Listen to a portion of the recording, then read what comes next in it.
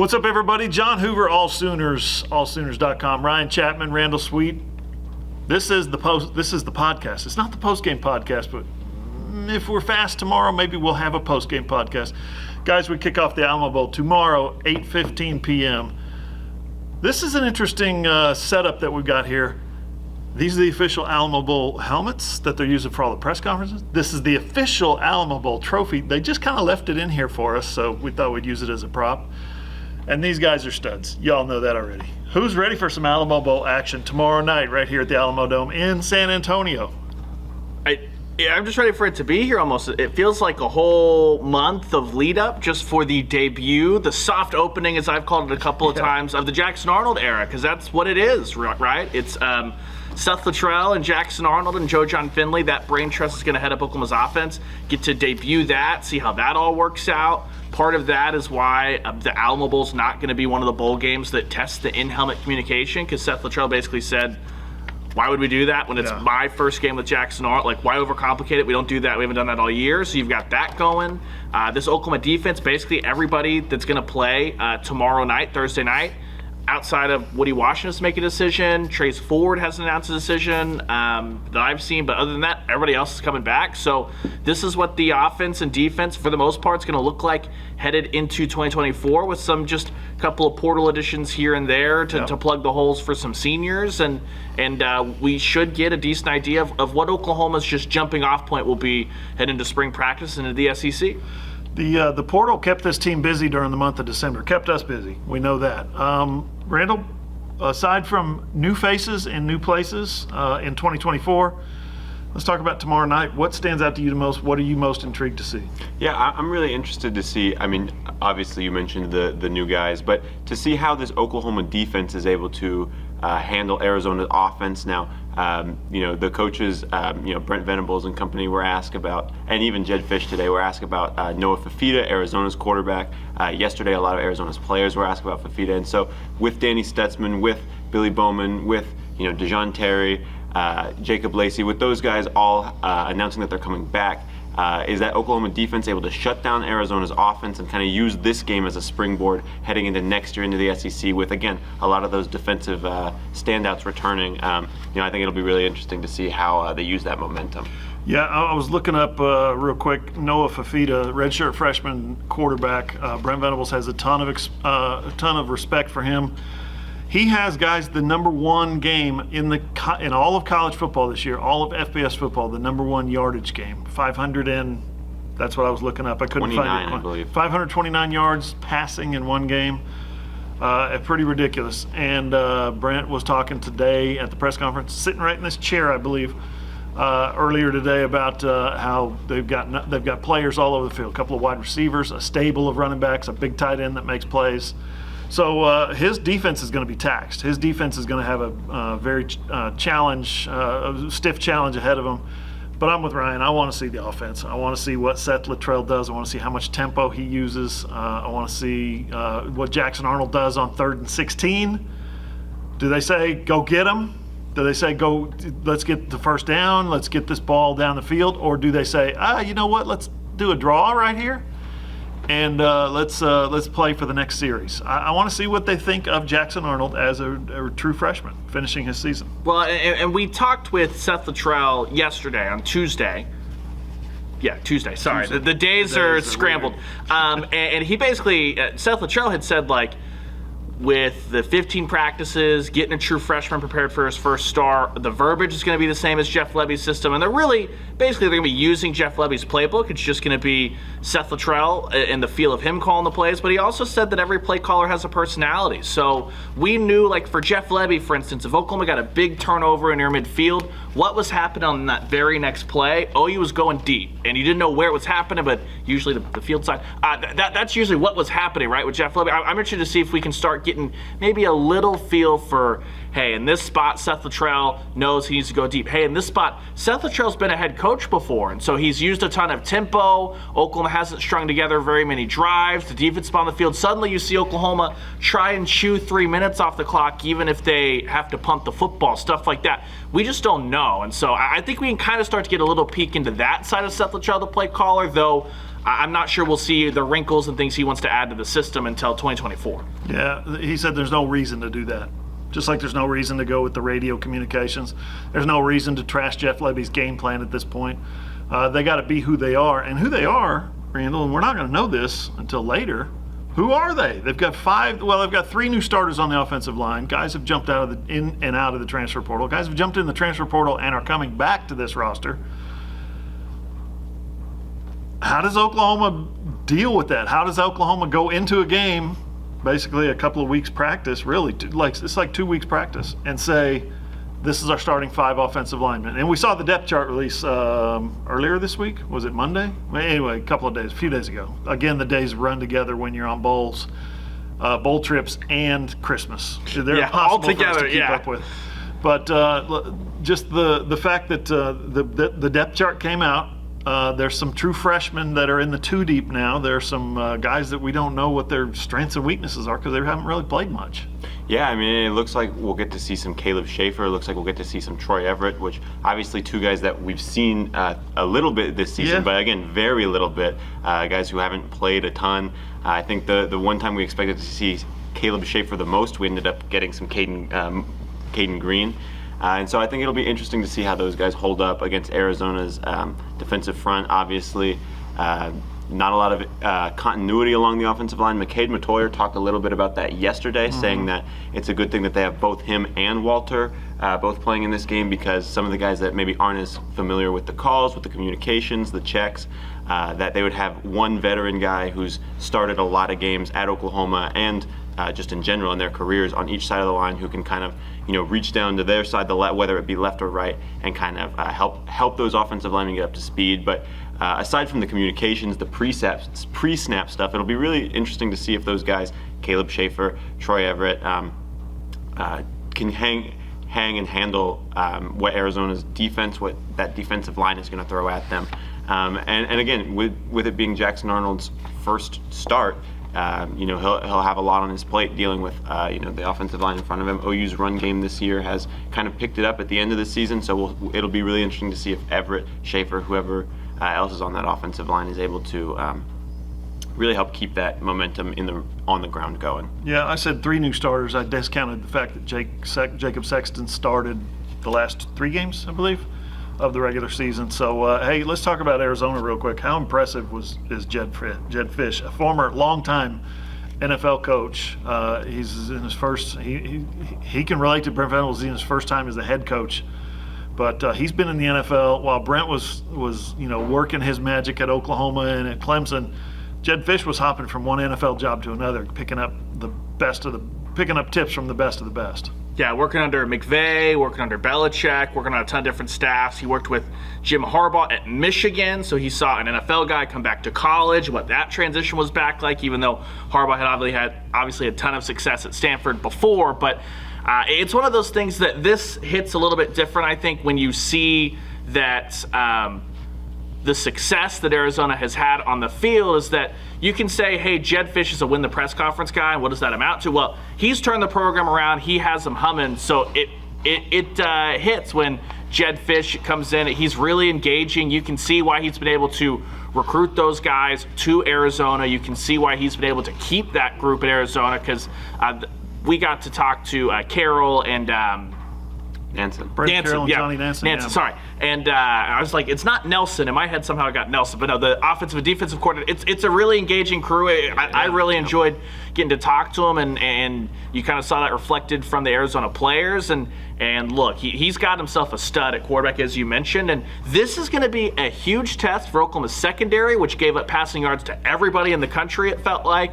As much as Oklahoma came up with the big stops, got interceptions, got goal line stops, they were not a good passing defense this past year still. And it'll be interesting to see, is Jitcher Williams healthy? Is it kind of a platoon to get a bunch of those guys that were banged up just into the offseason? So if anyone has to have any procedures or just has to rest for 2 or 3 weeks, if they can get to that. I'm curious what that's going to look like, because Fisch Arizona, they want this game bad. So often in bowl games we talk about who's motivated. Ethan Downs said Oklahoma is viewing this, they're preparing for this. This is a championship game. That's how they're trying to view it. They want this. But Arizona, absolutely, they don't have to reframe anything in their minds. They didn't have any other expectations. They see a big-time bowl game when these guys haven't played in bowl games before on this Arizona roster against Oklahoma. They see this as showtime, a chance that people are going to watch because Oklahoma's playing, so we want to show the world what Arizona football is. That's what Arizona's looking at this game. Yeah, when you ask Jed Fisch about it, you ask Brendan Carroll about it, it's what does this Oklahoma defense look to you? Yes, they give up a lot of yards. Yes, they have been susceptible to the pass, but they're good. Oklahoma's been good in situational defense, red zone and third down. Oklahoma's been pretty good, okay in fourth down. But they're best at taking the football away. 26 takeaways, I think, lead the nation in interceptions. Randall, when you think about that and you think about a redshirt freshman quarterback who came in as a starter not midway through the season, but early in the regular season, do you think Oklahoma is going to be more susceptible to big plays in the pass game, or is Noah Fifita going to be more susceptible to turning the football over against a very opportunistic Oklahoma defense? Well, Jed Fisch did kind of touch on that today. He even mentioned that Noah Fifita would have to be extremely careful with the ball because of how potent this Oklahoma defense was at getting those takeaways. I think that Noah Fifita all season has been pretty good at not turning the ball over. I think that a lot of how Oklahoma's secondary performs is really, I know this kind of sounds like a cop-out answer, but I think a lot of that's really going to depend on how their defensive front plays. If they can get some pressure on Noah Fifita, if they can kind of make him panic back there, get him out of the pocket, that's when I think that Oklahoma's defense will have the chance to kind of make some of those plays. A younger guy under duress, not making the defensive backs have to cover for too long because, as we mentioned, those Arizona receivers are really talented. Brent Venables said it. They've got some guys there who will probably play in the NFL. And so, if you can make those guys, if you can make Oklahoma's defensive backs not have to cover for as long, if you can shorten the time that Fifita has to throw the ball, I think that's what's really going to bode well for Oklahoma's defense. So I think if they want to have success in the passing game, then they're going to have to get pressure up front, which honestly is something that they've struggled with at times this season. They have absolutely struggled. Oklahoma, one of the top defenses in the country for tackles for loss, and not so much for quarterback sacks. Those two things usually go hand in hand, but when it comes to, you guys remember the early parts of the season when it was, they were throwing quick stuff on us, and protection. They had max protect on us, and at some point you have to get quarterback sacks, and Oklahoma has been not good all season long at getting quarterback sacks. Yeah, it'll be interesting if we see. Armason Thomas was dealing with not one but two ankle sprains that Brent Venables had said at some point during the season. PJ, he didn't get as many snaps kind of down the stretch there. So if those guys are, first off, farther along in their development process with PJ and healthier with Armason Thomas, does that mean that suddenly Oklahoma has a little bit more juice in that pass rush? Because Rondell Bothroyd and Ethan Downs did a great job holding up, I thought, in run defense for the most part this year, which is why they have so many tackles for loss without the sack production. That'll all be on display. If they don't get pressure, the defense is going to get shredded. And this will be a track meet very, very quickly on Thursday night, which isn't the worst thing for an 8:15. A lot of points to keep us rolling. We're going to be here late into the evening. Ryan mentioned the coaching staff for the Arizona Wildcats. An impressive bunch, the guys that we were exposed to, the offensive coordinator, the defensive coordinator, and the head coach. I think we got a little bit of a taste of some impressive guys on the Oklahoma side as well. Got to talk to Ted Roof. He was right down there holding court, making everybody laugh, cracking up. I was standing here about where the camera is right now, pointing at Seth Luttrell. Joe John Finley was at that end of the table. Seth Luttrell, Joe John Finley. First time we've gotten to talk to them since their promotions. Certainly first time for Seth, first time for Joe John since August, I believe. What'd you make of those guys and what they said and how they presented themselves? Well, I thought it was hilarious that, when they brought all the Oklahoma players out, they brought out Ted Roof, Seth Luttrell, Joe John Finley. Pretty much the entire room's questions were devoted to Seth and Joe John Finley. Yeah. Even the moderator tried. First 8 questions were those two guys. Even the moderator tried to spread it out. Yep. He even brought some questions in from social media to ask some of the other guys. That's how much we wanted to hear from Luttrell and Joe John Finley. But I think if you're an Oklahoma fan, those two guys said everything that you want to hear. I mean, like Ryan mentioned, Hoover asked the money question, or got the money response from Seth Littrell when he said, "I've been trying to get back to Oklahoma for 23 years." I think Joe John Finley's quote was when Oklahoma called him a couple of years ago, what was it, 3 years ago, to come back on staff, he said he couldn't get in the car fast enough. And so I think, it obviously shows that those guys want to be at Oklahoma, and I think that that's one thing that's really important to Brent Venables. And I mean, additionally, hearing them just kind of talk about the way they approach the game. Seth Littrell saying, "I've been in systems where we had to run 50 times. I've been in systems where we had to throw 50 times." Talking about how he can be really versatile with his game plan. He kind of bends it around. What the talent on his team provides him. He's not sticking to his script no matter what. And so I think that. That coming out of those two guys was really encouraging if you're an Oklahoma fan. And while we obviously won't see Seth Littrell's offense, in full effect tomorrow night, I think it will be interesting to see, how he does as a play caller at Oklahoma on the sidelines. Yeah, I just posted that story on Seth Littrell and what the Arizona defensive coaching staff is trying to go back to. They said. And I don't know how true this is, but they said they went back to North Texas. Obviously, he was a head coach 2 years ago. Last year.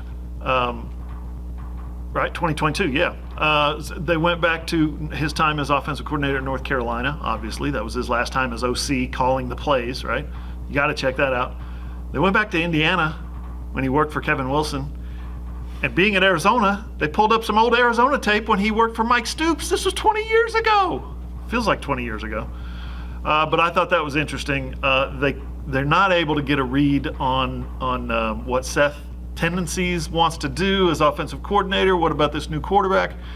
Seth came out and said, "Hey, we need to put guys in position to win football games. That's going to be our task." Yeah, and the Arizona staff joked that they've got a lot of GAs and a lot of extra time on their hands to keep guys busy. But I think one of the issues that Arizona's going to run into, Seth Littrell was very versatile throughout his offensive coordinating career up to this point. He talked about, as you guys were saying, like, I've been in offenses where we've thrown it 50 times. I've been in offenses where we've run it 50 times. And Seth Littrell does not sound like a guy that's married to, this is my system, I have to run this. He's like, I've got principles, I've got tendencies, but he wants to evaluate, what do my guys do well? How do I put those guys in a position? So I don't know if in a bowl game scenario, when you have no prior film with this offensive personnel, if there's anything Arizona can do other than say, let's just figure out what Jeff Lebby's playbook is, and just and Jed Fisch basically said, run your base stuff, run it well, adjust. And I think that's kind of the spot. Can't chase ghosts. That's the spot that Arizona's going to be in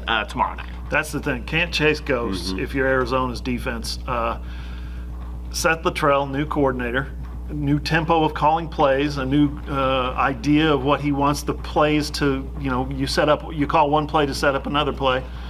But you've got a new quarterback. You've got you losing your backup quarterback has entered the transfer portal, even though he stayed.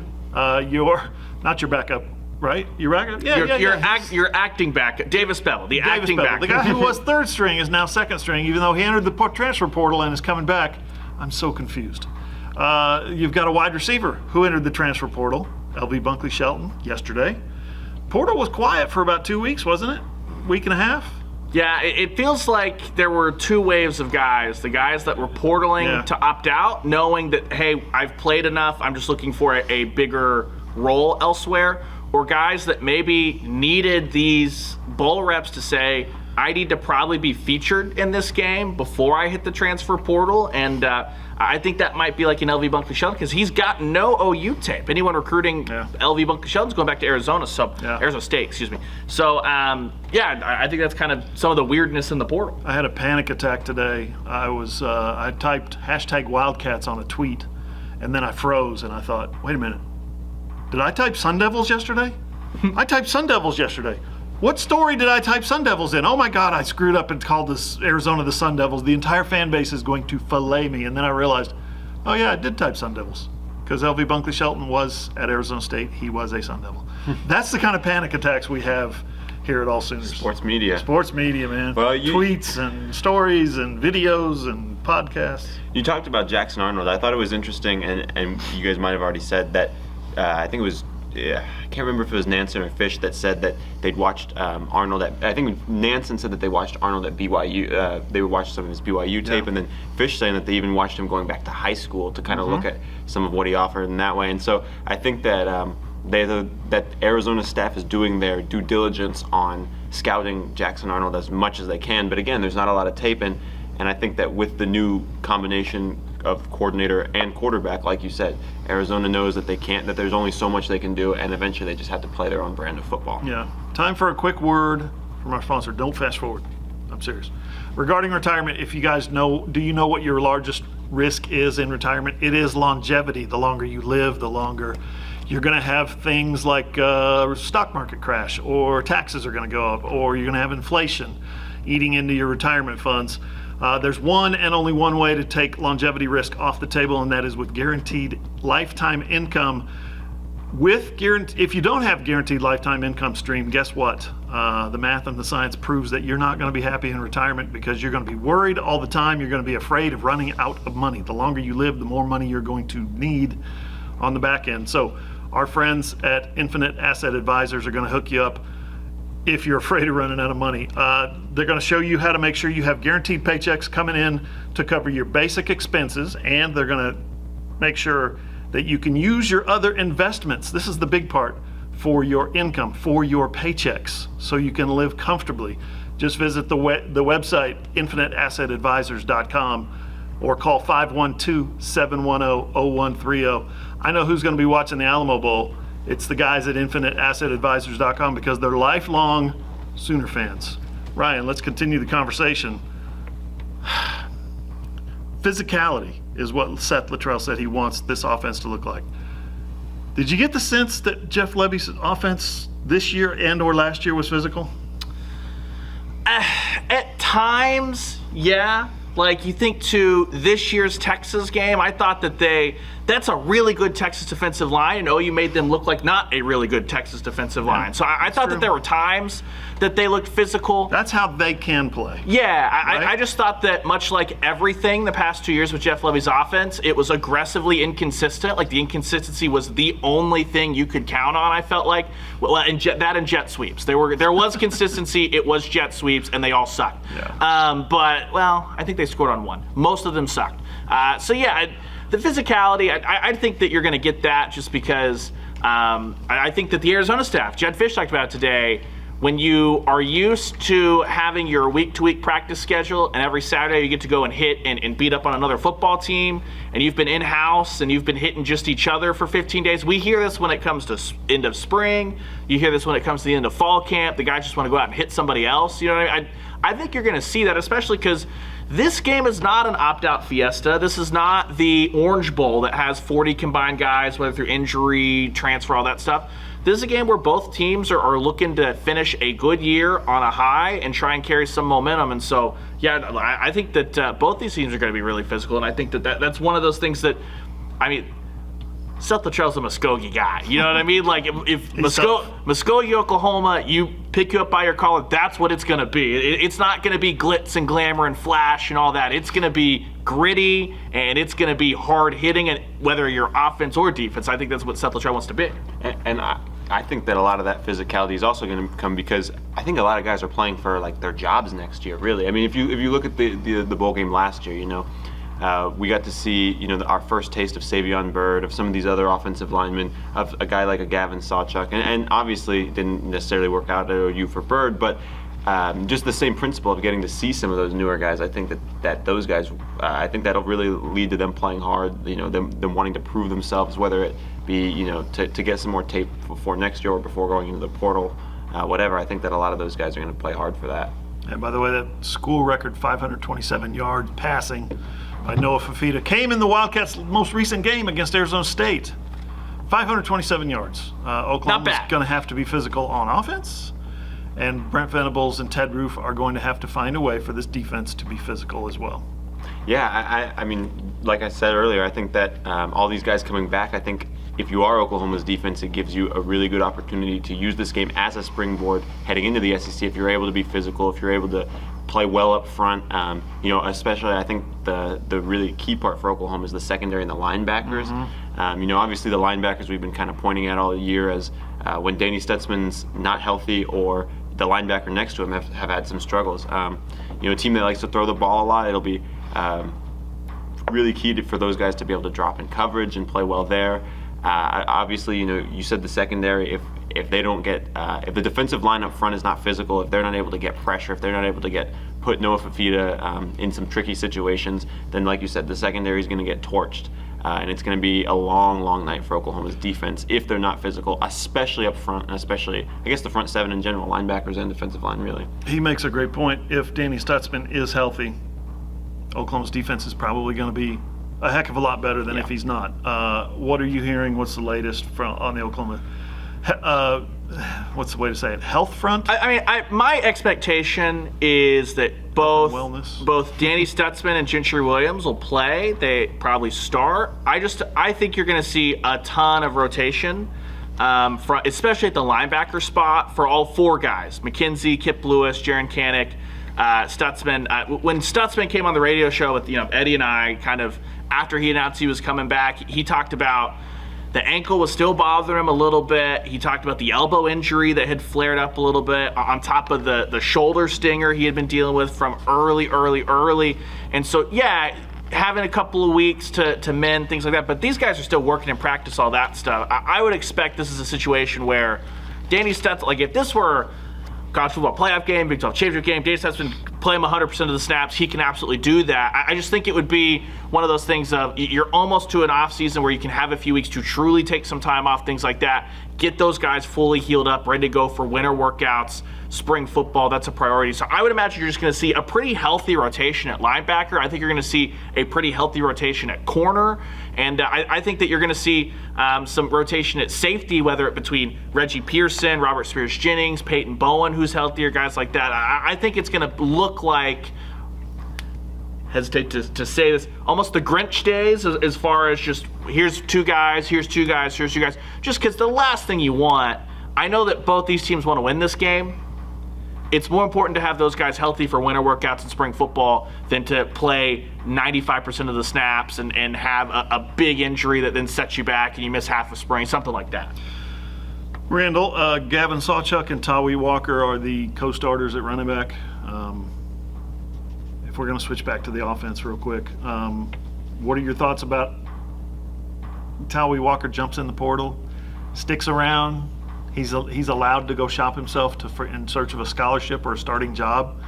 But Gavin Sawchuk was one of the best players, if not the best player on the field the last 5 weeks of the season. Yeah, OU's running game in general really had a strong close to the year, especially after we kind of critiqued them a lot at the beginning of the year. They really started slow, but Tawi Walker himself had a few big games in there, and really Gavin Sawchuk, like you said, just closed out the year on a really, really high note. I think it'll be really interesting to see how both of those guys perform with two different offensive linemen in there, interior offensive linemen in there, especially. Those guys are really important in run schemes and such. But I think that like you said, Brent Venables understands that Tawi Walker, he's done a lot. He's had a pretty good year. He wants to go find a scholarship somewhere, but I think that from what we're understanding, if that situation doesn't work out for Tawi, if he isn't able to find a scholarship somewhere he likes, then I think that he's still got a spot back on the team if he would like to come back. So I think that maybe that uncertainty is kind of what causes that gray area that makes it okay for him to play in the game. But I think that if you're OU, it's big to have him play in this game because, like we've probably mentioned before, Dalen Smothers, Marcus Major, both in the portal. So, you don't really have a lot of running back depth if Tawi Walker is not playing in this game. And again, after Gavin Sawchuk, he really looked like the best back OU had this year. Now, to be fully transparent, Javonte Barnes is listed as a co-starter. I don't know if you guys caught that. It's Gavin Sawchuk or Tawi Walker or Javonte Barnes. I think that's being nice to Javonte Barnes and maybe dangling something out there for him. Maybe he doesn't want to jump in the transfer portal. I'm looking at the secondary. Key Lawrence is in the transfer portal. He's not coming back. He's already committed to Ole Miss, so he's gone. You look at who the starters are in secondary: Reggie Pearson and Robert Spears-Jennings at that safety position. The other safeties: Billy Bowman, Peyton Bowen, and Dave McCulloch. No Key Lawrence. Looks like it could be making a difference in that one spot. Yeah, I think that sure, but I think that it's going to be it'll be Reggie Pearson, Peyton Bowen, and Robert Spears Jennings, and then Billy Bowen's going to play a lot. I think that people are kind of accustomed to that. There had been, when Pearson missed the game, it was a rotation, sub Key Lawrence for Pearson, stuff like that. I don't think you're really going to notice that a whole lot. I think that if anything, I think Oklahoma fans want to see more Peyton Bowen and Robert Spears Jennings. Yeah, I was going to say, I think that this might be a game where, you mentioned you don't want to, if this was college football playoff, maybe you play those veteran guys 95% of the snaps. But being what the situation is, I think that this is a game that maybe Robert Spears Jennings, Peyton Bowen get a lot of run because, the younger guys, is a good opportunity to get them some good reps against really good competition, especially heading into the SEC next year. Kind of get their feet wet a little more, get them some confidence, get them some more snaps, some more looks at good competition before they head into the toughest division in college football. Yeah, that's pretty well said. You guys, let's wrap this up. What do you want to finish with? We've talked about the high points, and we've talked about the takeaways, and we've talked about what stood out to us. Yeah, just real quick, a pitch, if anything. Over at AllSooners, we did write a story this morning on the 7 super duper early enrollees. The transfer portal newcomers as well. Yeah, the true freshmen that are already here. I'm not thinking, so apologies. I don't want to rifle through everything they said because it was all in the story. So if you listen here, go read the story. Ethan Downs had some fun comments about it. Billy Bowman did, as did Ted Roof. So head over to allsooners.com. Great comments about Nigel Smith, Jaden Jackson, those guys, as well as hit up all of our videos as well that are up there. Yeah, newcomers in the form of, since our last podcast, tight end Bauer Sharp. I think we got him in. Offensive lineman from North Texas, where Seth Luttrell was previously the head coach. Febechi Nwaiwu. That's the two newest arrivals in the transfer portal. My man Randall is on his way day after tomorrow, so got game day, and then he's going to jump on a plane at 5 a.m. and fly to Orlando, Florida, for the Under Armour All-American Next game, which is what I did last year because our bowl game was in Orlando, Florida. Well, this year he's going to fly to Orlando. He's going to be covering all the Sooners that are down there in the All-American game, and then guess what? He's going to jump on a plane and fly back across the Gulf of Mexico, land in San Antonio, and cover the not the Under Armour, but it's the Adidas All-American Bowl. Adidas All-American Bowl presented by Peacock here in this game, in this stadium. So yeah, you're getting pretty excited about that, I know. I am very excited. It'll be super cool to see a bunch of these Sooners commits against all in the same place against a bunch of other top commits from around the country. I think that we'll get a visitor from overseas in one of those games. Sooners commit from London, so that'll be really interesting to see what he looks like. Signee, that's right. Yeah, commit's not the right word anymore. But I'm very excited to see those guys, get to talk to them, see them against a lot of the top competition. I also wanted to point out, if you guys haven't seen it yet, go check the OU football Instagram. Our man Ryan made a guest appearance there, so definitely go check that one out. Him with his best friends, McCade Matoyer, Drake Stoops. Yeah, McCade, he dominated me in a scrum. It's what it happens. He blocks for a living. What do you expect? You had that. Look, he blocked Ryan into a locker as well. Listen, he was not the only person that sounds like that's been dominated in a scrum around here this weekend. I was about to make that same joke, but shout out to everyone who is here in San Antonio. Yep, fun stuff. It's been a fun week. We got here yesterday. I think so. And we're leaving day after tomorrow, so 8:15 p.m. kickoff. They actually said, depending on the Cheez-It Bowl, the Pop-Tarts Bowl kickoff or end of that game, depending on when that game ends, they might delay our game a little bit. So if you click on the TV and you see 8:15 and it's not on yet, sit tight because they're going to probably delay it a little bit. They officially said that by the end of the third quarter of the Pop-Tart Bowl, they'll make that determination. So be sure you're following us at John E. Hoover, at Ryan Chapman, at Randall Sweet 5. Yes. Yeah, Randall Sweet 5. Hey. I'm sure that announcement will be filtered out to us just so that we can filter it out to you. So about 8:30. I'm projecting an 8:30 kickoff. What flavor Pop-Tart you think are in the Pop-Tarts? It's the strawberry. Oh, okay. It's the OG. It's the frosted strawberry Makes up in sense. the Pop-Tarts. Yeah. Is it a football or is it a helmet? No, the Pop-Tart. The Pop-Tart, it looks just like this, except with a different base. And there's Pop-Tarts. Yeah. Pop-Tarts coming out of the top of it. Exactly. What's better than that? I Not mean, Cheez-Its. Pop-Tarts greater than Cheez-Its. What's better I would than take some that? Pop-Tarts coming out of this trophy right now. Yeah, what's better than that? Meat Sierra, which is where we go next. We're getting ready to go eat some fantastic Mexican food. Mi Tierra down at the Market Square is the best Mexican food I've ever had. And we had paisanos last night. Incredible. Shrimp Paisano at Paisanos. Keep those folks in business because they're the best food on the planet. At least that I've ever had. It's amazing. If last night's if as busy as last night was any indication, I think they'll be okay. They should be good. For sure. They should be Shut good. down the restaurant. It was too full. We had to eat at the bar. Hey, thanks for listening. We'll be back next week on the AllSooners Podcast. Where do you find that one? And all of our podcasts, you can find them on Google. You can find them on iHeart. You can find them on Spotify, Podbean, Apple, anywhere you get your podcast. If you have an Amazon-enabled device, just say, Alexa, play the AllSooners Podcast. She'll hook you up. It's also posted on our website, AllSooners.com, where you can listen on your phone, your tablet, or your computer. And, of course, all of our shows, videos to all of our shows, are posted on my YouTube channel, John Hoover Media. For Ryan Chapman, for Randall Sweet, I'm John Hoover. See you guys.